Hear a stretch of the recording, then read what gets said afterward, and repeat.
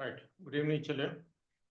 If you remember, I told you we'll start dot at time, irrespective of how many children have joined.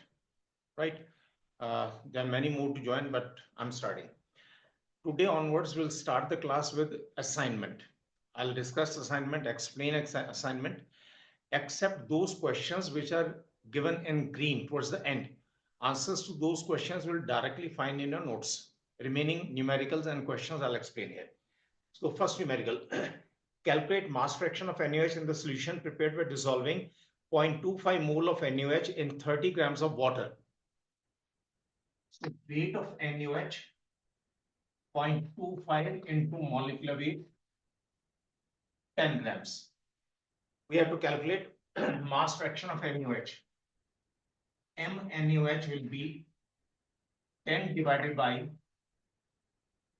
total weight of the solution is 10 plus 30, that is 40. This will give you the answer. Second, will be little fast in these assignments, right? Second, calculate mass percent of the solute in a solution, 40 grams of which contains 30 grams of solvent. Now, we have to calculate solute percent. Solute will be solution minus solvent. Solute is 10 grams divided by solution into 100. This is the answer. Don't think you'll get such simple numericals in exam. This is just the beginning. You'll get difficult numericals in assignments also. Third numerical. Calculate mole fraction of acetic acid in a solution containing 23 grams of ethanol, 30 grams acetic acid, and 72 grams of water. Now, number of moles of ethanol, 23 divided by molecular weight, 0.5. Number of moles of acetic acid, I'm saving time, I've written AA, acetic acid, 30 grams divided by molecular weight. Number of moles of water, 72 grams divided by molecular weight, 4. We have to calculate mole fraction of acetic acid. So mole fraction of acetic acid is equal to number of moles of acetic acid divided by total number of moles is 5. 0.05 is the answer. Fourth numerical. Calculate mass fraction of ethanol in a solution containing 20 cc of ethanol, density 0.8 gram per cc in 24 grams of water. So we have to calculate mass fraction of ethanol.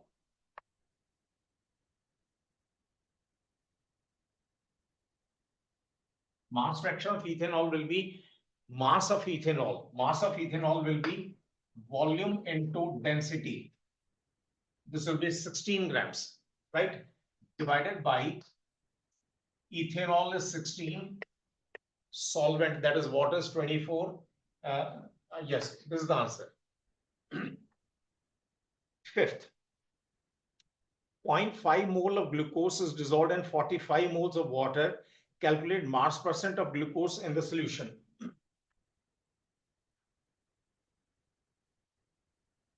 Yes, weight of glucose, this is 0.5 mole into molecular weight, 90 grams. Weight of water, this is 45 moles, 45 into molecular weight, 810. We have to calculate mass percent of glucose. Glucose percent is equal to mass of glucose divided by mass of solution, 90 plus 810 into 100. This is the answer. Next, number 6. 200 grams of 20% and 300 grams of 30% aqueous solutions of NaOH are mixed together. Calculate mass percent of NaOH in the resulting solution. We'll calculate mass of NaOH in both the solutions, right? So weight of NaOH in solution number 1 will be 20% of 200, 40 grams. Mass weight of NaOH in solution number 2. This is 300 grams, 30%. So 30% of 300 grams, 90 grams. Now final NaOH percent. When we mix these two solutions, total NaOH will be 130, 40 plus 90.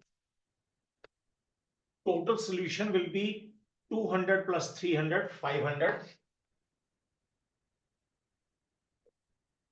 Into 100. This is the answer. Still, I'll request you to solve, try as much as you can. If you try yourself, you'll learn more. Even though I'll explain all the numericals here, but it's better you try in advance. Next, number 7. Calculate the volume of 60% aqueous solution of urea that will leave behind 15 grams of urea after evaporation of water. 60% solution means it contains 60 grams urea in 100 grams of solution. It means if I want 60 grams of urea, I'll have to take 100 grams of the solution, because after evaporating water, it will leave behind 60 grams of urea. So I can use unitary method. For 60 grams urea, solution required is 100 grams. And for 15 grams of urea, how much solution I need, that you can calculate. This will come out to 25 grams. So I need 25 grams of solution. Convert into volume. Volume will be weight divided by density of the solution is given. It is 1.25 gram per cc. So many cc is required. Next is theoretical question number 1. Predict the normality of A part, 0.2 molar HCl. N factor is 1, therefore molarity and normality will remain the same. That is 0.2. B part, 1.2 molar sulfuric acid. Anyone tell me the answer? 2.4. 2.4, because N factor is 2. Multiplied by 2 is the answer. Is smoke a solution? Justify giving reason. Now, for this, let me tell you, there was a chapter in 12th standard, which was in syllabus, which was deleted during Corona, and it has not been reintroduced. It was surface chemistry. In surface chemistry, there was a topic called colloids. You might have heard of colloids, right? And colloids have a typical property that they exhibit Tyndall effect. Now, what is Tyndall effect? See, during winters, if you are driving at night and there is fog, in the headlight of your car, you can see the beam of light which is clearly visible. Why is this beam of light visible? This is due to scattering of light from the surface of water droplets which are suspended in air. This is called Tyndall effect. Smoke also exhibits Tyndall effect. And that is the proof that smoke is not a solution. Smoke is a colloid, right? The answer is smoke is a colloid, and justification is it exhibits Tyndall effect, Tyndall. Next, what is the relation between molarity and molality? Now, in this case, write expressions for molarity and molality, divide one by the other, you'll get the relation. Next, under what conditions will molarity and molality of the solution be nearly same? Look at this one.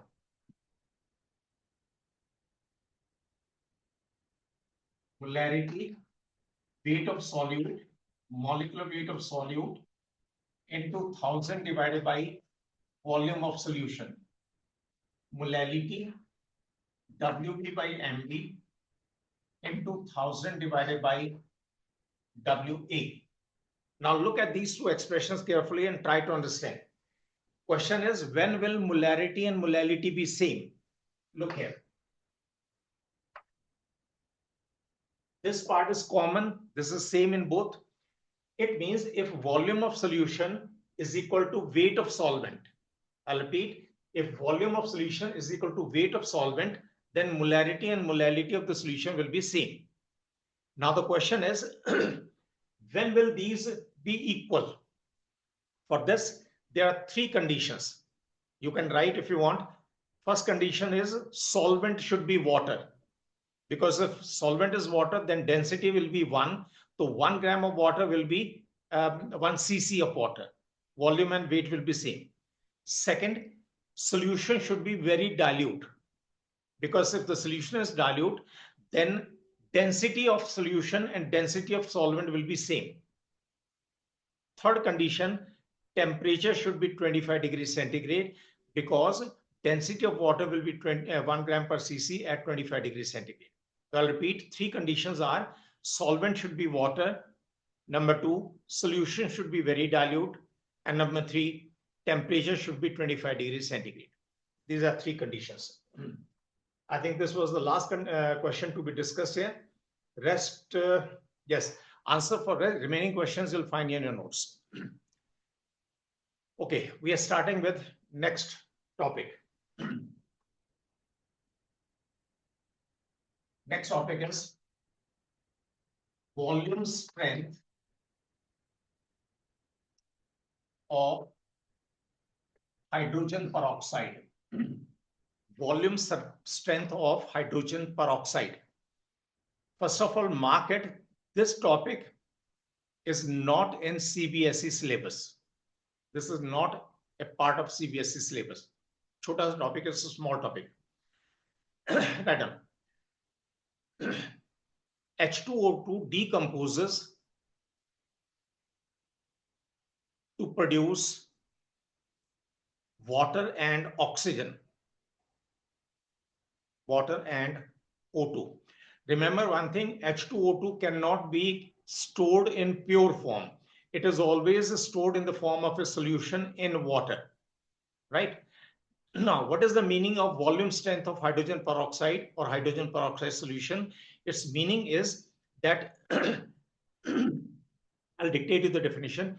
Definition says how many liters of oxygen gas at STP is produced by 1 liter of the given solution of hydrogen peroxide.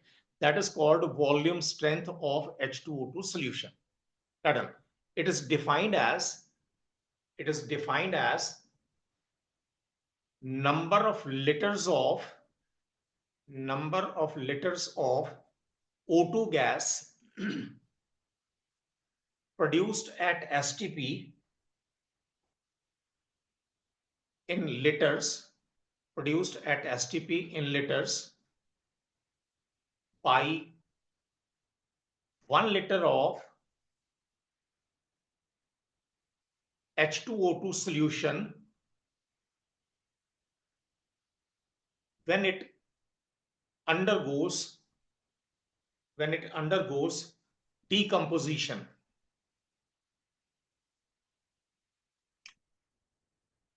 It is represented as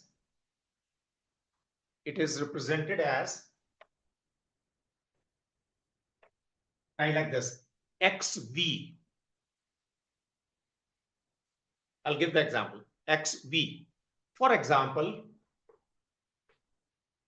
2V solution, value of X, I've taken 2 as the example.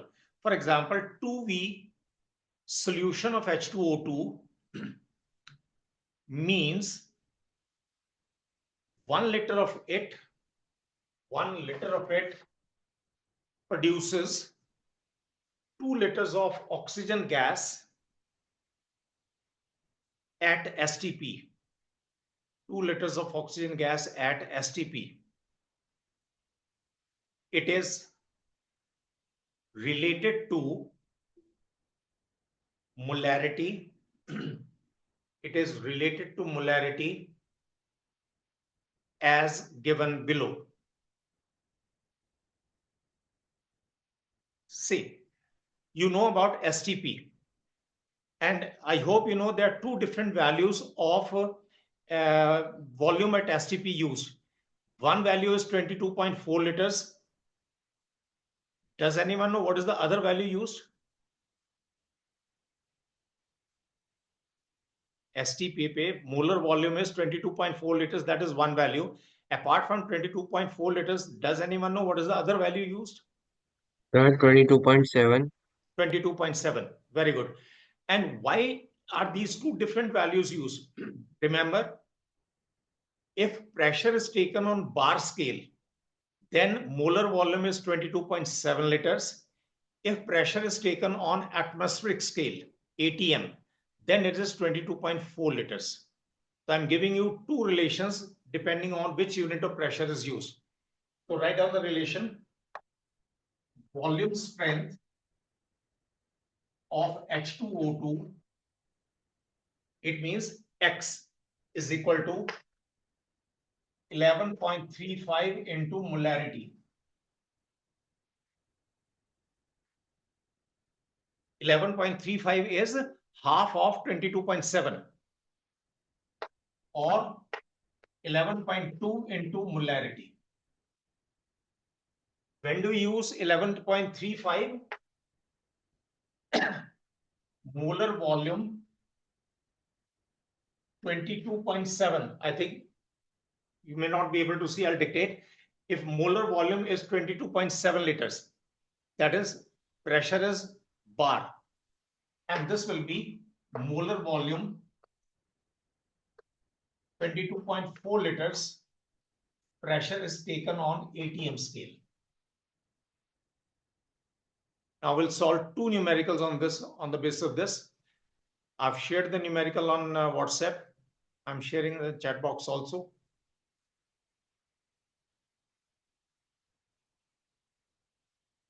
Yes.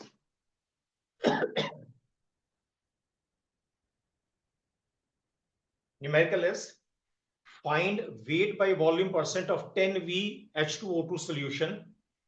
Molar volume is 22.4 or 22.7 liters. Now, this is 10V. So 10V is equal to 11.35 into molarity. So molarity will be 10 divided by 11.35. Say solution is 100 milliliters. We have to calculate weight by volume percent. It means volume of solution should be 100 milliliters or 100 cc. Now I'll apply molarity. Molarity is equal to weight of H₂SO₂ divided by molecular weight of H₂SO₂ is 34 into 1000 divided by volume of solution is 100. When you calculate, this will come out to 3 grams. Now think, this is what 3 grams of hydrogen peroxide is present in 100 milliliters of solution. So volume strength is, weight by volume percentage is 3 grams. So this is the answer. I'm sharing one more numerical.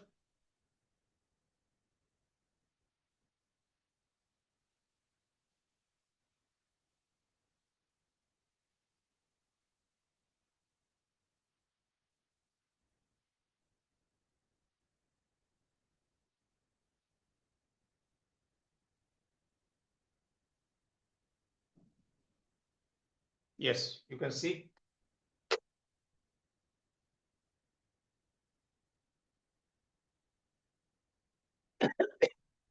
I hope you're leaving space to copy down the statement of questions which I share on WhatsApp. Leave some space and then write the solution. This numerical is under conditions when 1 mole of a gas occupies 22.4 liters of volume. It means the molar volume is neither 22.7 nor 22.4. Under special conditions, molar volume in the question itself is given 24 liters, right? How many liters of 1 by 24 molar H₂SO₂ will produce 3 decimeter cube of oxygen? Decimeter cube is liter, so 3 liters of oxygen. So molar volume is 24. So I can say volume strength volume strength is X is equal to molar volume 24 divided by 1 divided by molarity is 24. No, not 24. We have to take half of the molar volume. You remember in both the formulas, it was half of molar volume. So this time molar volume is 24. We'll take half of 24, that is 12. So this will be 1 by 2. If I say volume strength is 1 by 2, what does it mean? It means 1 liter of solution will produce half liter of oxygen. Or I can say to produce half liter of oxygen, I need 1 liter of H₂SO₂ solution. And according to the question, for 3 liters, I need 6 liters of H₂SO₂ solution. So I'm writing this for half liter oxygen solution required is equal to 1 liter. For 3 liter oxygen, answer will be 6 liters.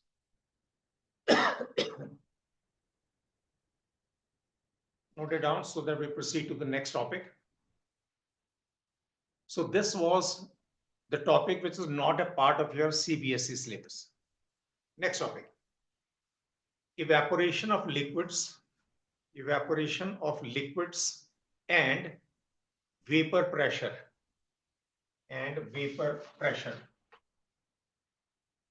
See, even in the exam, you can write vapor pressure as VP. Everyone understands what you want to say. See, in 11th standard, you studied about equilibrium. In equilibrium, what we say is, if you think in terms of evaporation, liquid will evaporate, vapors will strike surface of the liquid and they will condense back. It means two opposite processes take place. One is evaporation. Second is when vapors strike surface of the liquid, they condense. When rate of evaporation becomes equal to rate of condensation, equilibrium is attained. And at this equilibrium, whatever is the pressure exerted by vapors of the liquid, that is called vapor pressure. But remember, vapor pressure changes with change in temperature. Therefore, in the definition, we must say at a particular temperature. Right? Now I'm dictating you. That when a liquid evaporates in a closed vessel, vapors formed ultimately attain equilibrium with the liquid. At this stage, pressure exerted by vapors is called VP. Now I'm giving you the proper definition. Thus, VP is the pressure exerted by vapors of a substance in equilibrium with the liquid at a particular temperature, at a particular T temperature. VP of a liquid depends on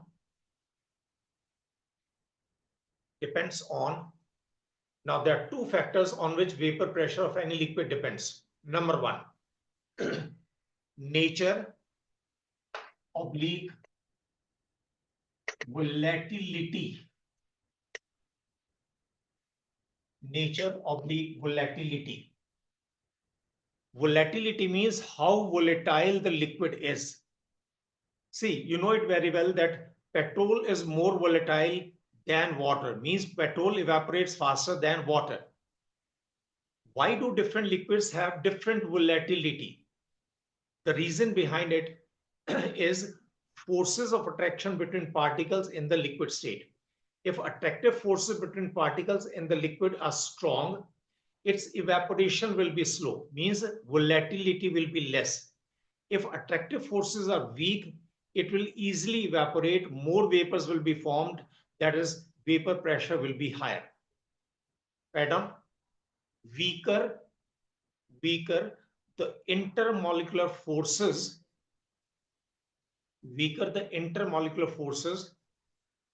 more is the volatility of the liquid, that is, more is the number of vapors formed and higher is the VP. Right? So if more number of vapors are formed, naturally they will strike with walls of this vessel. Collisions with walls of the vessel will be more, and therefore pressure exerted by vapors will also be higher. Number two, second factor, temperature. Now listen carefully. When we increase temperature, intermolecular forces will become weak. That is, volatility will increase. When volatility increases, number of vapors will increase. Moreover, at higher temperature, not only number of vapors increases, but their kinetic energy will also increase.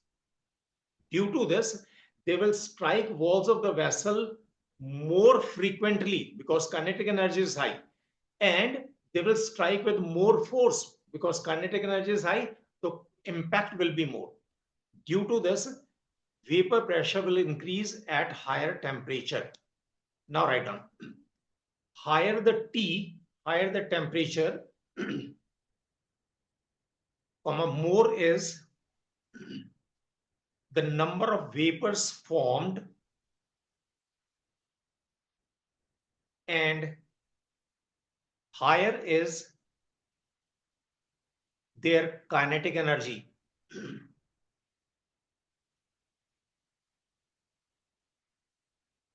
Due to this, they strike walls of the vessel more frequently and with a stronger force, so that VP is higher. So we can say as temperature increases, vapor pressure increases. But there is an important sentence related to this. Write down. However, increase in VP with temperature is non-linear. It's not a straight line, but definitely it increases.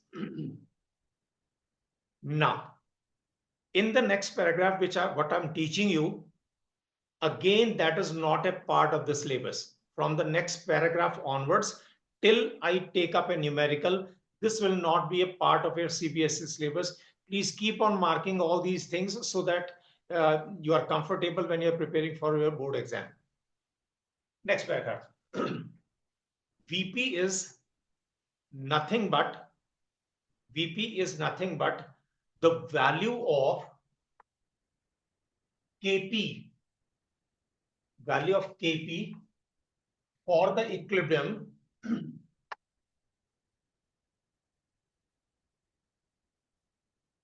Note down this equilibrium. Substance in the liquid state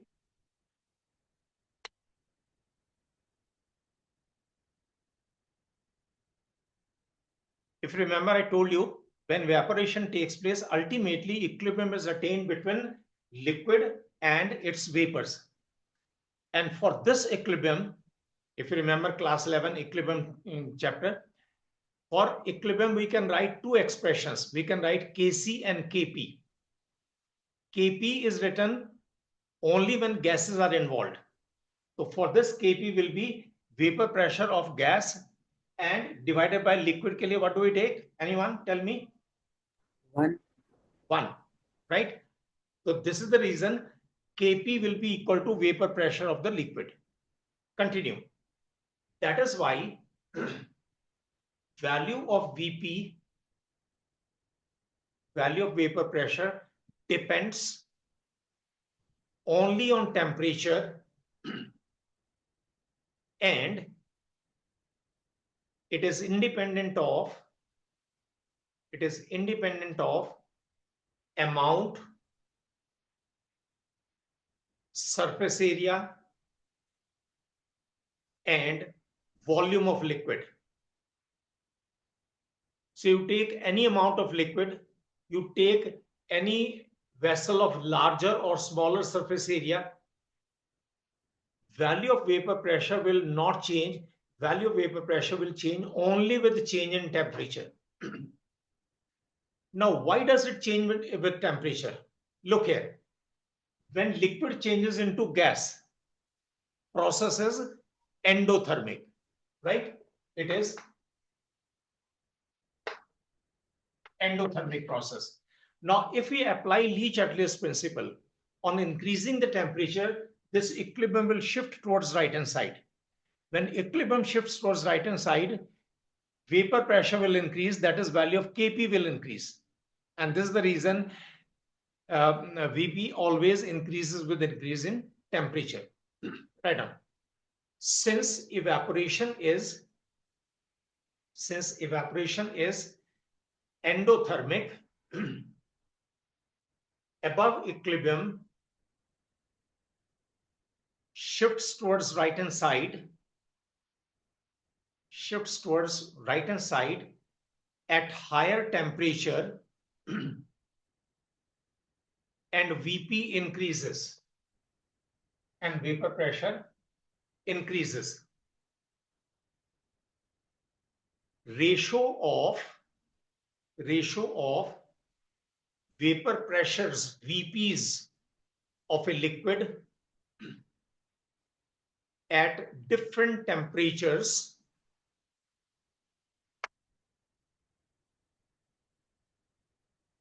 within brackets write down P2 by P1. P2 by P1 means vapor pressure at higher temperature divided by vapor pressure at lower temperature, right? Now I'll repeat the sentence. Ratio of Vps of a liquid at different temperatures within brackets this can be calculated by using the following equation.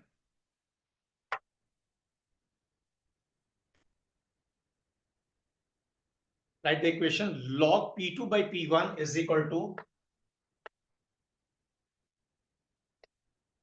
delta H VAP means enthalpy of vaporization divided by 2.303 R into T2 minus T1 divided by T1 T2.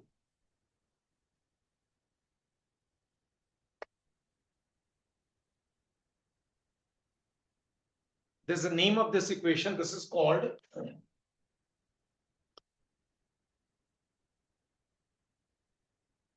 Clausius, C-L-A-U-S-I-U-S, Clapeyron, C-L-A-P-E-Y-R-O-N, Clausius-Clapeyron Equation. So when we change the temperature from T1 to T2, ratio of vapor pressure will become P2 by P1. So on this basis, I'm sharing one numerical, but again, I'll repeat for the last time, this is not a part of CBSE syllabus, right? Wait a minute, where's the numerical? I'll have to search.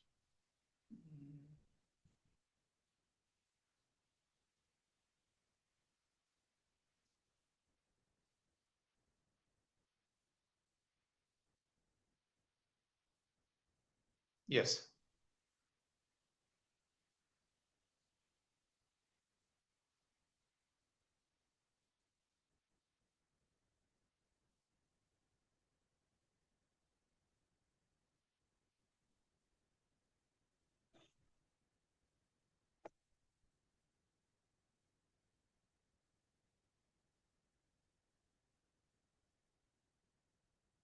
So numerical is vapor pressure of water is X millimeters at 27 degrees centigrade. How many times will the vapor pressure increase if temperature is increased from 76 to 76.4 degrees centigrade? Delta H vaporization of water is given. I forgot to tell you one thing. Label the value of R. Label the value of R. R is 8.314 joules per Kelvin per mole. So I'm solving this numerical. Log P2 by P1. In this numerical, we have to calculate the value of P2 divided by P1 is equal to enthalpy of vaporization is 76.4 into 1000. Kilojoules have been converted. So that is the temperature. Oh, sorry. This temperature. Enthalpy of vaporization at 40.628 into this divided by 2.303 R T2 minus T1. T2 minus T1, whether you take on Celsius scale or Kelvin scale, difference will remain the same. But remember, it's advisable to substitute values on Kelvin scale. In any numerical, any topic whatsoever, temperature will always be used on Kelvin scale. There shouldn't be any confusion at all. So higher temperature is 349.4, lower temperature is 300 divided by 349.4 into 300. When you calculate, value of log P2 by P1 will come out to 1. Now P2 by P1 will be anti-log of 1. Anti-log of 1 is 10. So P2 divided by P1 is equal to 10. It means vapor pressure will increase 10 times when temperature is increased from 27 to 76.4 degrees centigrade. Right? Not a part of your syllabus again. Next topic.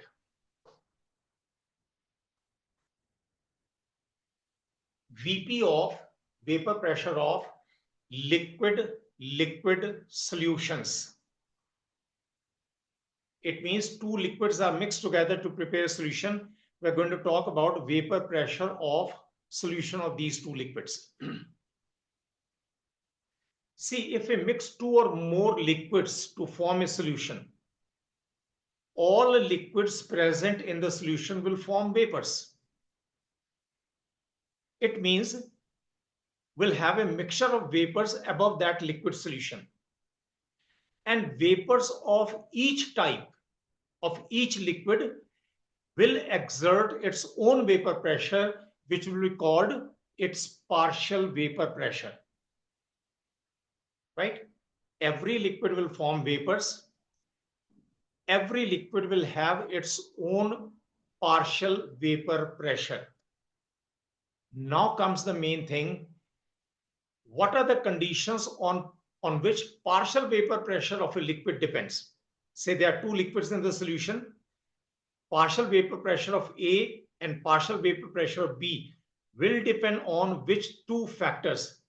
Okay, first you write one or two sentences, then we'll come to these factors. Write down.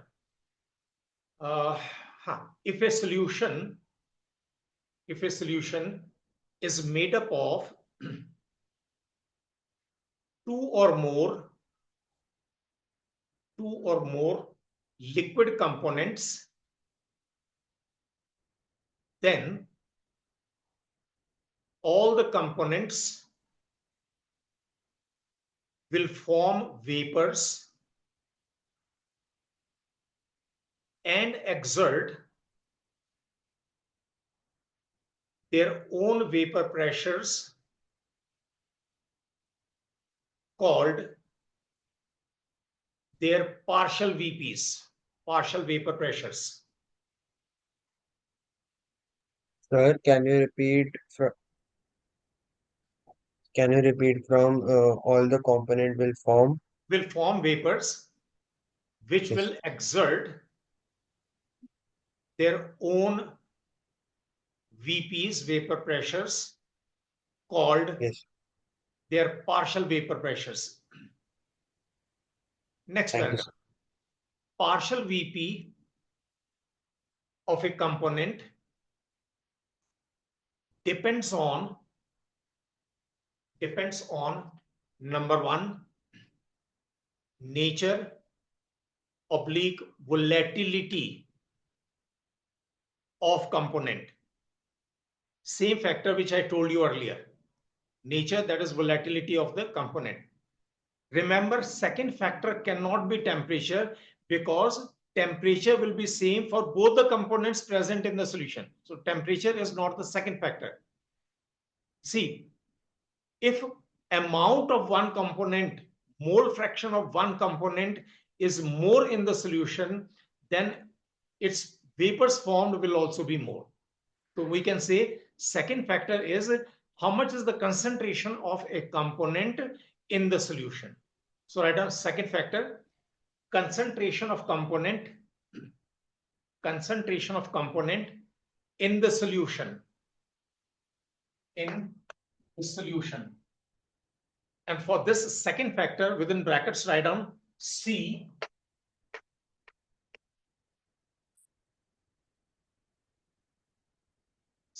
Raoult's law. So this effect of concentration on partial VP of component, this is explained in terms of Raoult's law. Immediately after this, we are starting Raoult's law only. No separate heading, right? Write down. Raoult's law states that for a solution of two or more volatile liquids, partial VP of each component is directly proportional to its mole fraction in the solution. Directly proportional to its mole fraction in the solution. Now you have to copy from the board. It's a mathematical part. Right now, mathematically,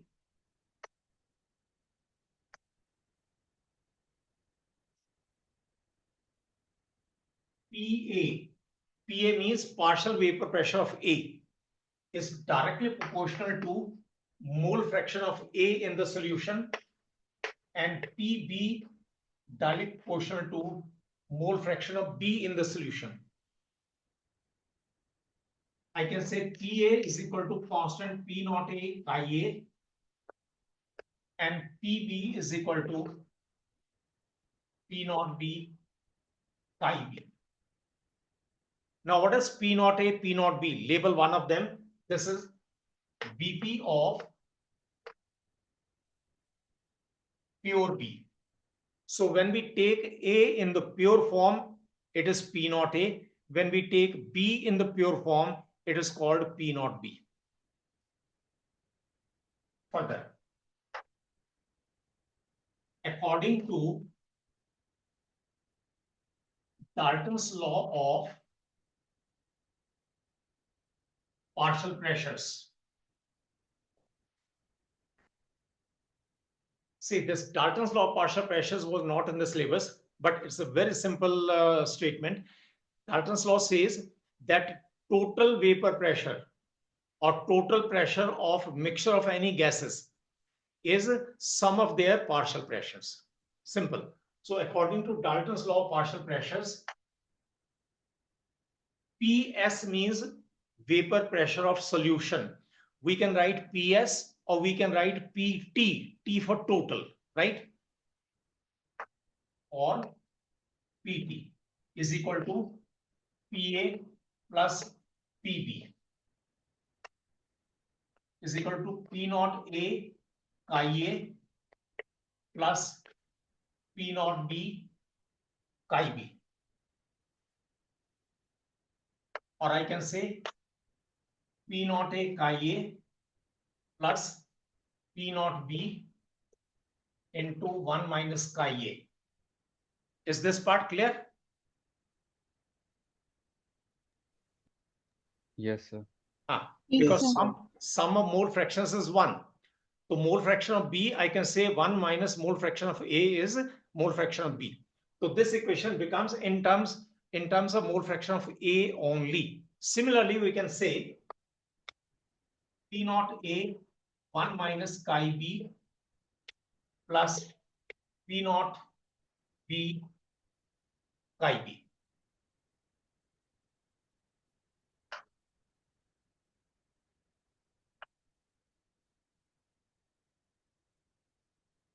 These are frequently used equations, frequently used relations. I'm giving you two more relations. They are similar, in fact, but they are rarely used. I can also say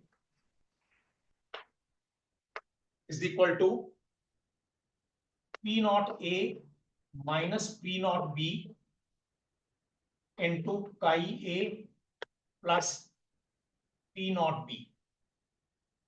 If you modify this, these expressions, you can derive this. Similarly, I can say P naught B minus P naught A into chi B plus P naught A. Rarely used. Last two are rarely used. Now we'll solve two numericals and then proceed further.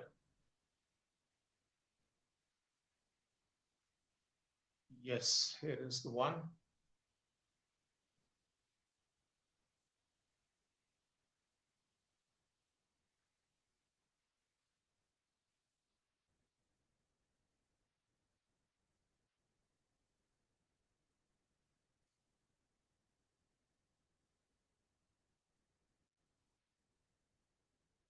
Sometimes I paste the statement or numerical. It's pasted twice. So please bear with me. See, numerical.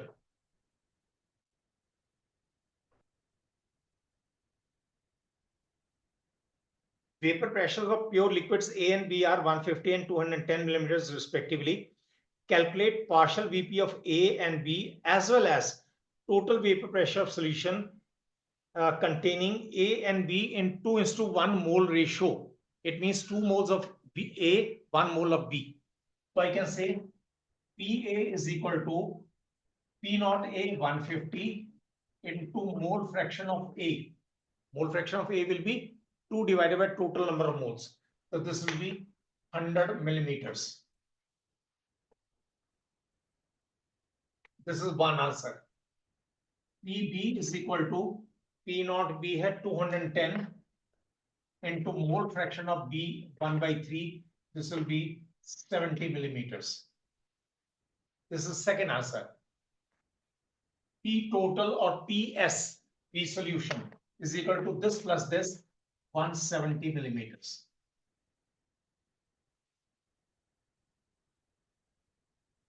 And children, please, there's no reason to be happy that you'll get such simple numericals.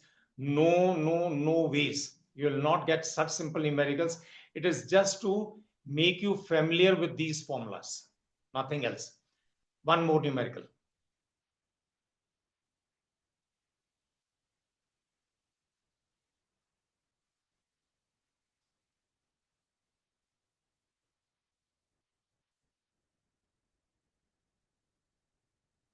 Yes.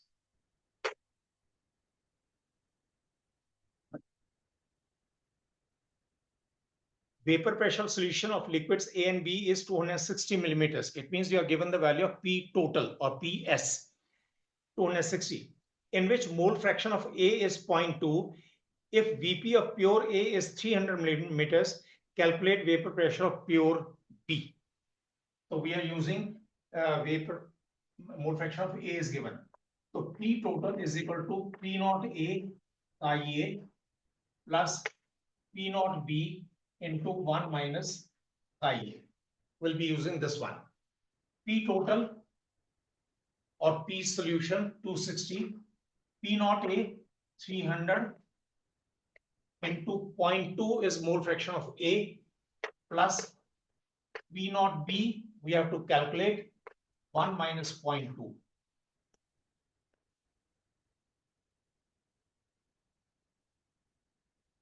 Answer will be 250 millimeters.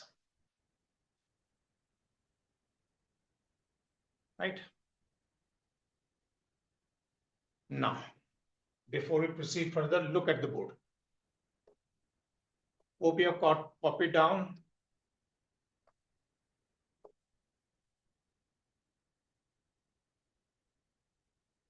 Relax for a while, look at the board. Let us say this is a cylinder fitted with a piston, or you can say this is a closed vessel.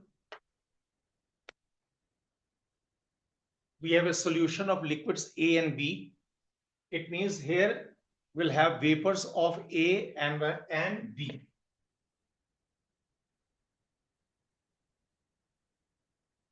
In the liquid state, mole fraction of A and B we represent as chi A and chi B. Now please listen very carefully.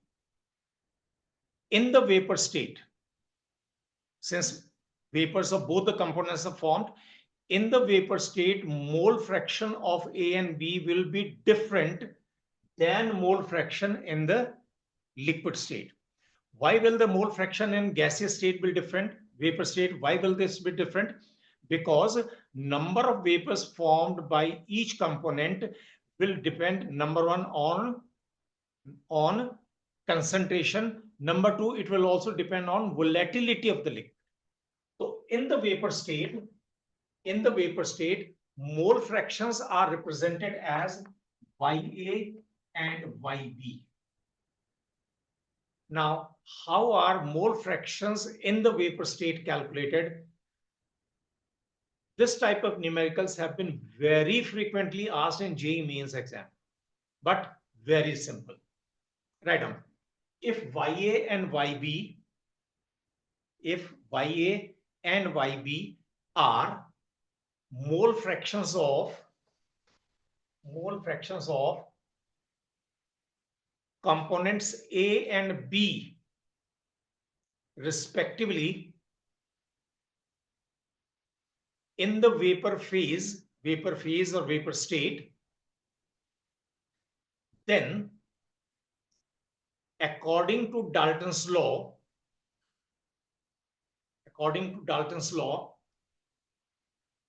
partial Vp of each component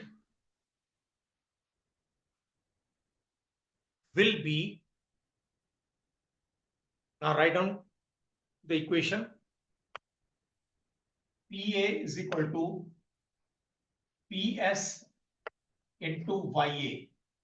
Pa, partial vapor pressure of A, is equal to Ps is nothing but P total, that is vapor pressure of solution, multiplied by mole fraction in the vapor state. Or I can say Pb is equal to Ps into Yb. Immediately a numerical comes. Too many numericals.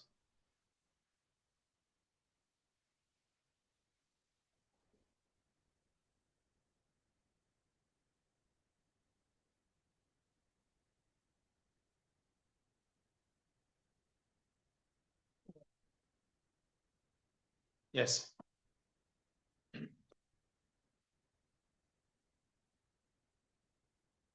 The numerical is calculate mole fraction of A in the vapor phase above the solution of two liquids containing 80 grams of liquid A.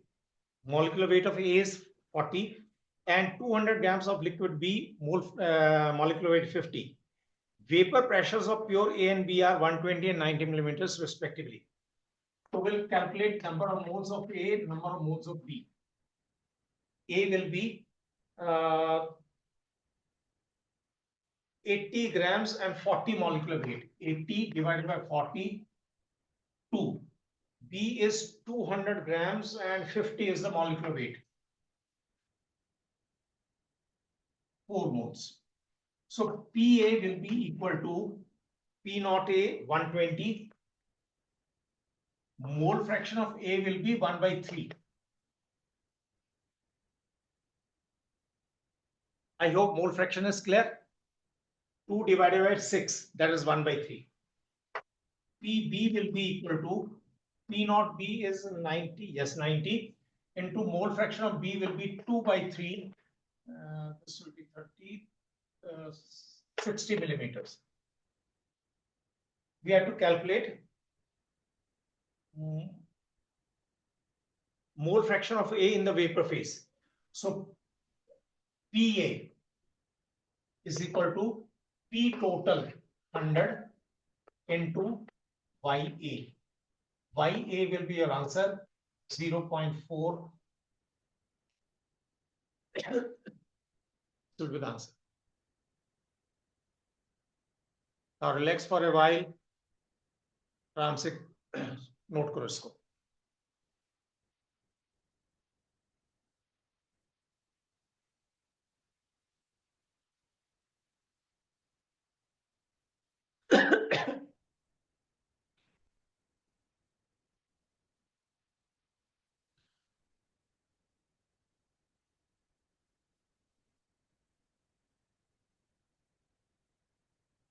Now I'm giving you one more numerical. This will be the last for today's class. And I'm giving you 2-3 minutes. Let me see whether you can solve it or not. Try. I've shared the numerical. Try to solve it. After 2 minutes, I'll solve myself.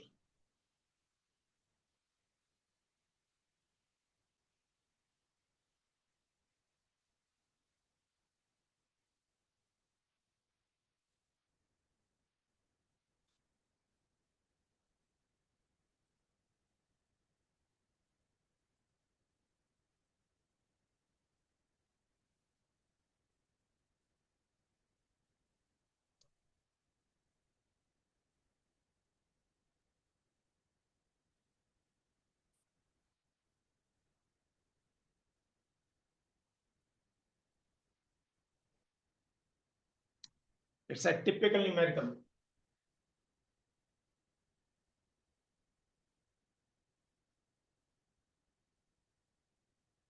Although you may have the feeling these are simple relations we can solve, but it's slightly typical.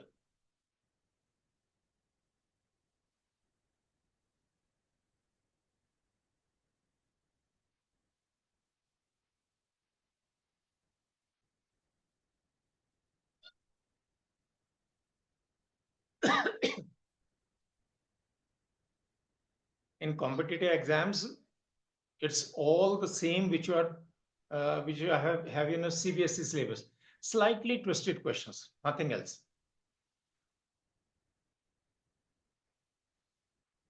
Okay, we are running out of time. I'll explain. Numerical is vapor pressures of pure A and B are 120, 90 millimeters respectively. Calculate vapor pressure of the solution if vapors contain 40 mole percent of A. 40 mole percent of A means mole fraction of A in the vapor state is 0.4. So I can say value of YA is equal to 0.4. This is the meaning. Now, I'm solving it for you. PA is equal to P solution into 0.4. Or I can say, I'll expand this.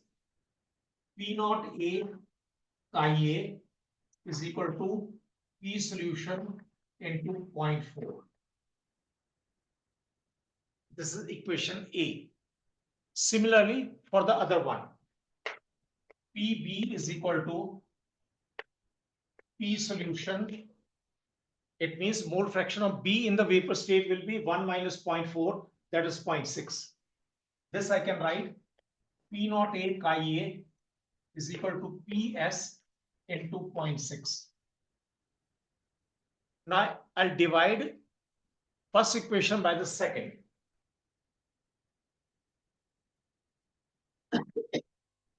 when I divide, I get Chi A divided by Chi B. You can try later on dividing, you'll get this relation equal to 1/2. Now here is the catch. See, mole fraction is not 1/2. Ratio of mole fractions is 1/2. Do you get it? I'll repeat. Chi A by Chi B is what? Ratio of mole fractions. This is 1/2. It means if I divide the mole fraction of A by the mole fraction of B, this ratio should come out to 1/2. It means Chi A is equal to 1/3 and Chi B is equal to 2/3. If you divide 1/3 by 2/3, you'll get half. Now, once you have mole fractions, P solution will be P naught A is 120 into mole fraction 1/3. P naught B is 90 into mole fraction is 2/3.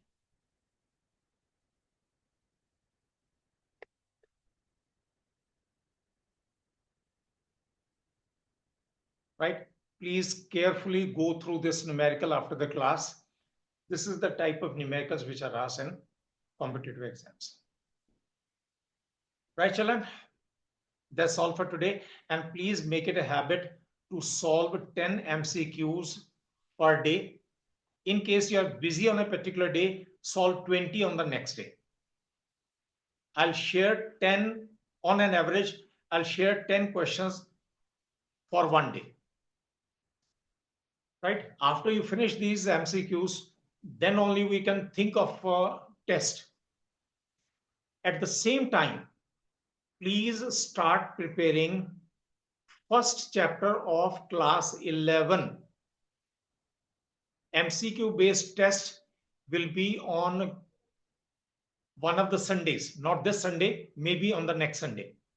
So please prepare that chapter. You should be ready for the test. It will be on a Sunday only, as I mentioned in the instruction sheet. Right? Right, children? You can log out. Thank you, sir. Bye, sir. Thank you, Thank you, sir. sir. Thank you, sir. Thank you, sir.